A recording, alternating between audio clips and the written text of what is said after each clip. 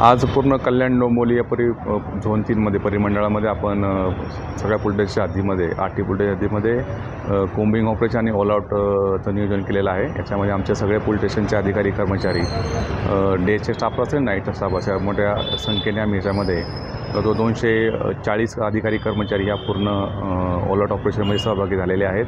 आणि त्यामध्ये जो स्टेशन परिसर असेल की किंवा गर्दी ठिकाण आहे ज्या ठिकाणी असे काही शरीरविरुद्ध गुन्हे किंवा रोडवरती काही प्रकार गुन्ह्याचे घडतात अशा ठिकाणचे गुन्हेगार असतील, त्याचप्रमाणे काही ठिकाणी दारूचं सेवन केलं जात असतं किंवा मोकळी मैदानं असतील त्या ठिकाणी काही लोक बसून त्या ठिकाणी काही वेगळ्या प्रकारची नशा करत असतील अशा ठिकाणच्यावरती टार्गेट करण्याकरता हे कोम्बिंग ऑपरेशन सुरू आहे।